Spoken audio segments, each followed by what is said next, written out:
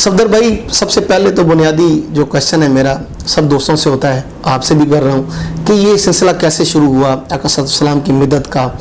آپ کو کیسے خیال آیا کہ مجھے اس طرف بھی جانا چاہیے؟ ہاں، بہت شکریہ.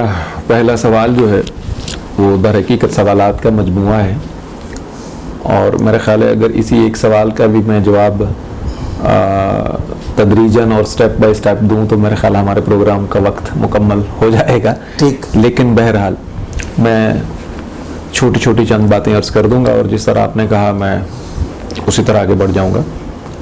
آپ کا پروگرام شعور مدحت ہے.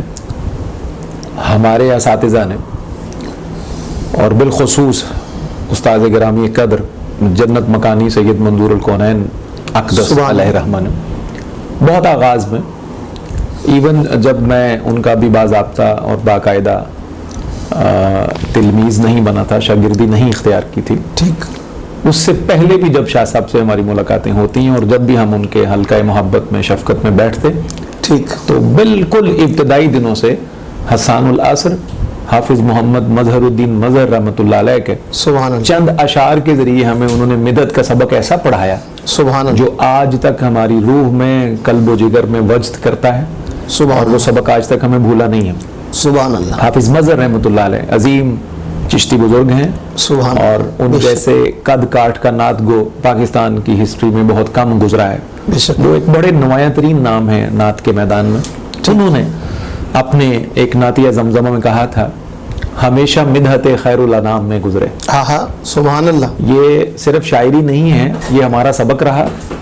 یہ آپ سمجھ لیں کہ ہماری تربیت کا بنیادی خاصہ تھا. ٹھیک. یہ وہ خمیر ہے مطلب جو ہماری شخصیت سے اٹھا، اور جس پر آج تک الحمدللہ اللہ رب العزت نے ہمارے اس کام کی جو عمارت تعمیر فرمائی ہمارے تعارف کی، وہ یہی ہے. ٹھیک. ہمیشہ مدحت خیر الانام میں گزرے. دعا ہے عمر درود و سلام میں گزرے. سبحان اللہ. زہے کہ میرا وظیفہ رہی ہے نعت نبی، خوشا کہ میرے شب و روز کام میں گزرے. سبحان اللہ. صبا مدینے سے آئے صبا مدینے چلے، سبحان نبی سے نامہ نبی سے پیام میں گزرے. سبحان اللہ. درود پڑھتے ہوئے حشر میں چلو مظہر، یہ مرحلہ بھی اسی اہتمام میں گزرے. سبحان اللہ. سبحان اللہ. یہ جو آپ نے مدحت کے لیے کہا، اور شعور مدحت آپ کے پروگرام کا نام ہے، تو ہمیں مدحت کا یہ پہاڑا، یہ سبق اور یہ ارک جو تھا وہ ڈے ون سے گھول کے اساتذہ نے حافظ مظہر کی زبان سے پلا دیا. سبحان اللہ. صفدر بھائی، یہ تو جیسے آپ حضرت مظہر الدین صاحب رحمۃ اللہ علیہ کا ذکر کر رہے ہیں، سید منظور الکونین شاہ صاحب کا ذکر کر رہے ہیں، یہ شخصیات تو جب آپ نے سفر شروع کیا تو یہ ان کے ساتھ آپ کو ملا ان کا، لیکن سب سے اول جو سب سے پہلا سفر ہے آپ کا، وہ اس کے حوالے سے بھی بتائیں. یہ شخصیات جو تھی ان سے شناسائی بعد میں ہوئی. ٹھیک. حقیقت حال یہی ہے. ٹھیک.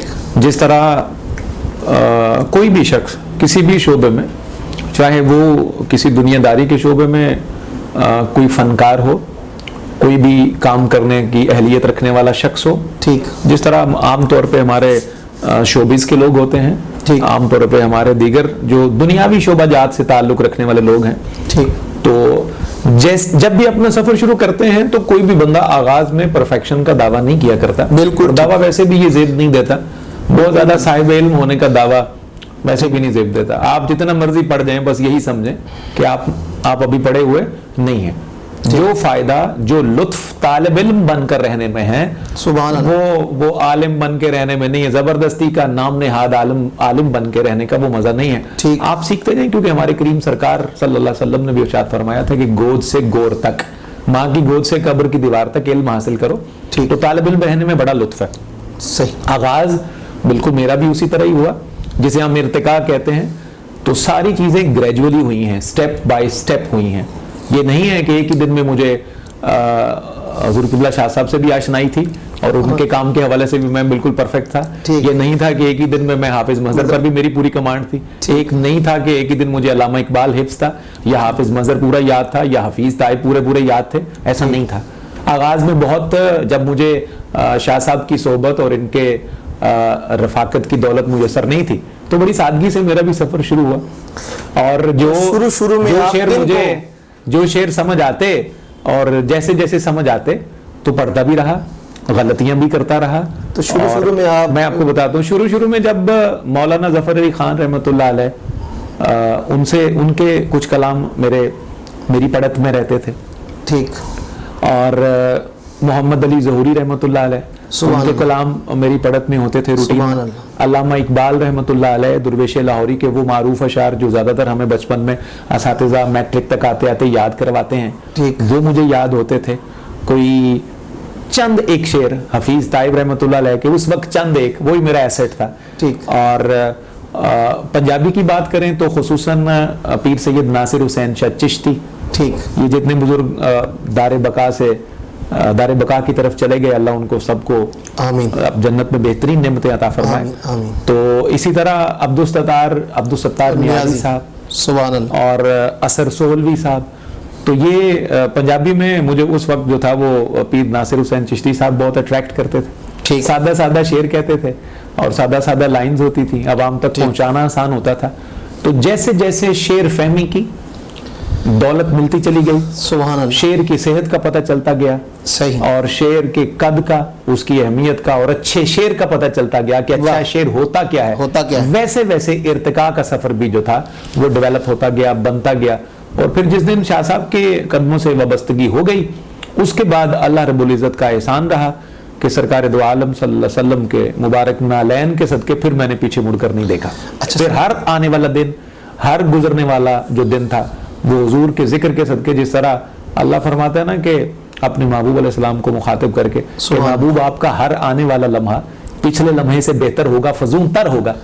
تو شاہ صاحب فرمایا کرتے تھے کہ یہ جو اختصاص ہے یہ تو نبی کریم علیہ السلام کا ہے, لیکن نبی کا ذکر کرنے والا بھی اس اختصاص کی برکت سے محروم نہیں رہتا. سبحان اللہ, سبحان اللہ. یہ بیسیکلی جو اللہ نے آیت اتاری اللہ آپ نے محبوب کے لیے اتاری, لیکن جو اللہ کے محبوب کا ذاکر ہو جائے اس کو بھی اس آیت کا فیض یوں ملتا ہے کہ کیونکہ نبی پاک علیہ السلام کا ہر لمحہ جو گزر جاتا ہے اس کے بعد آنے والا لمحہ اللہ اور بلند تر فرما دیتا ہے. سبحان اللہ رب العزت کے محبوب کے غلاموں کے لمحے بھی اللہ بہتر کر دیتا ہے اگر وہ ذکر سے خلوص کے ساتھ, حسن نیت کے ساتھ وابستہ ہو جائیں, تو ان کی زندگی کا ہر آنے والا دن بھی اس ذکر کے صدقے اللہ اچھا فرماتا ہے. سبحان اللہ. اور مجھے اللہ رب العزت نے عملی طور پر اسی یہ جو وارفانہ اللہ کا ذکر کا جو فیض ہے میرے آقا کا, اس کی برکتوں سے نوازا. جیسے جیسے محنت کی, حسن نیت سے وابستہ ہو گیا, طالب علم بنا, تجسس رکھا, آگے بڑھنے کی لگن اور جنون اپنے ذہن میں پالا, پھر اللہ نے کرم پہ کرم کیا, ہر گزرتا دن میرے لیے اچھا دن تھا. صفدر بھائی, یہ بھی بات آپ سے پوچھنا چاہوں گا کہ آپ کا جو تعلیمی کیریئر ہے وہ کہاں سے آغاز ہوا اور کہاں جی میں عرض کرتا ہوں, جو میری میٹرک تک کی تعلیم ہے وہ ٹاؤن شپ سے ہے. گورنمنٹ ہائی اسکول ٹاؤن شپ لاہور سے میں نے میٹرک کیا ہے. اور جن دنوں ہم نے میٹرک کیا ان دنوں میں سرکاری اسکول جو تھے وہ بڑی شان کے ساتھ چلا کرتے تھے. اساتذہ, ہیڈ ماسٹرز وہ اون کرتے تھے اپنے اسٹوڈنٹس کو. یہ اس زمانے کی باتیں ہیں جب اساتذہ اور طلبہ کے درمیان ایک بڑا شاندار رشتہ موجود تھا, احترام کا, ادب کا اور تربیت کا ایک بہترین نظام چلتا تھا ہمارے معاشرے. صفدر بھائی, اس وقت تو اسکول ہو گئے, کالجز ہو گئے, اس میں بہت سارے مقابلہ جات بھی ہوتے تھے. کیا آپ کو بھی مقابلہ جات میں حصہ لینے کا موقع ملا؟ جو آپ نے پہلے آغاز میں سوالات کیے اکٹھے چاندے, اس میں سے ایک سوال یہ بھی تھا کہ یہ خیال کیسے آیا, یہ خیال کیسے آیا کہ اس طرف جانا چاہیے, یہ شعبہ پکڑنا چاہیے. تو میں یہاں ایک بات آپ کی وساطت سے اپنے دیکھنے والوں کو, سننے والوں کو, محبت کرنے والوں کو یہ ضرور عرض کروں گا کہ کچھ خیالات لائے نہیں جاتے, پیدا نہیں کیے جاتے عابد صاحب. وہ خیالات, وہ سوچیں, وہ جنون, وہ جذبے بائی ڈیفالٹ آپ کے سافٹ ویئر میں اللہ محفوظ فرماتا ہے. سبحان اللہ. ایک وقت آتا ہے کہ وہ سافٹ ویئر اپنا کام کرنا شروع کر دیتا ہے, پھر اس میں جیسے جیسے خیال, جیسی سوچیں, جیسے جذبے اور جیسے جیسے آپ کے خیالات ہوتے ہیں اس کو ویسا ویسا پھل لگنا شروع ہو جاتا ہے. بچپن سے ہی نبی کریم علیہ السلام کی نعت پڑھنے کا شغف تھا, اور جس طرح بہت سارے ہمارے دوستوں نے وہ میری اس بات سے تائید کریں گے کہ بچپن میں اپنے بزرگوں کے ساتھ, بڑوں کے ساتھ مسجد میں جاتے. بالکل. جمعہ کا سلام پڑھنا میرا معمول تھا بہت بچپن سے. جب سے ہوش سنبھالی میں اپنی جو محلے کی جامع مسجد تھی تو اس جامع مسجد میں سلام, مصطفیٰ جان رحمت پہ لاکھوں سلام, سبحان اللہ, شب بزم ہدایت پہ لاکھوں سلام. اعلیٰ حضرت کے اس کلام سے سلام پڑھنا شروع کیا بچپن میں. پھر آہستہ آہستہ نعت خوانی میرا شغف رہا بچپن میں. میٹرک کی حد تک میں نعت خوانی کی طرف بہت مائل تھا. اور मुकाबला नात में भी छोटे छोटे जो अपने मोहल्ले की इलाकाई सतह पे होते थे, स्कूल की इंटर स्कूल्स कंपटीशन होते थे, उसमें जाता था। ठीक। और लेकिन इसके साथ साथ किताबें पढ़ने का बचपन से मुझे शगफ था। ठीक। वो मुख्तलिफ किस्म की किताबें, चाहे वो सियासी हो, समाजी हो, दीनी हो, नॉवल हो, डाइजेस्ट हो, फिक्शन हो, फसाना हो, नज्म हो, ये सारी चीजें मैं पढ़ता था, मेरे शौक में शामिल थी चीजें। सुभान अल्लाह। वो शौक फिर बाद जब आहिस्ता आहिस्ता आगे बढ़ता गया, और फिर जिंदगी में कुछ ऐसे लोग भी आए, और उसमें से 2 मिसालें मैं जरूर अर्ज करूंगा कि जब बिल्कुल अभी हमारी उठान थी और बिल्कुल वो शबाब का बिल्कुल जो आगाज होता है जिसमें आपके जज्बे बहुत पीक पर होते हैं, ठीक। तो हुजूर शेखुल इस्लाम डॉक्टर मोहम्मद ताहिरुल कादरी, सुभान अल्लाह, दामत बरकातुहुम मौलालिया, उनका तूती बोलता था उस वक्त, और उनका वो किबला का भी वो उन दिनों वो एक जवानी का बड़ा शानदार और खूबसूरत दौर था, और यूथ जो थी बहुत दौर देखिए, मरकजी महफिल नात का जो ट्रेंड था बिलखुसूस यादगार पाकिस्तान पे या दीगर जगहों पे, वो चंद शख्सियात के अलावा अगर इदारे के एतबार से आप देखें तो वो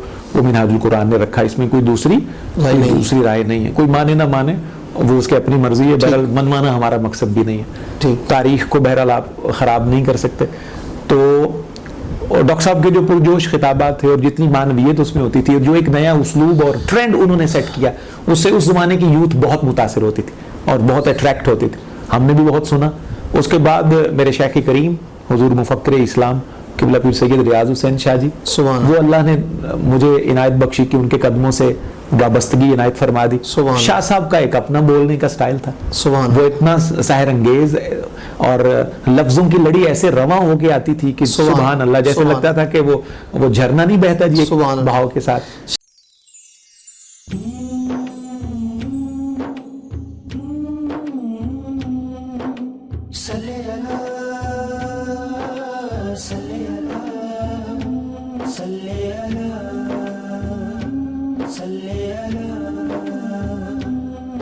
शौरे रमज़ान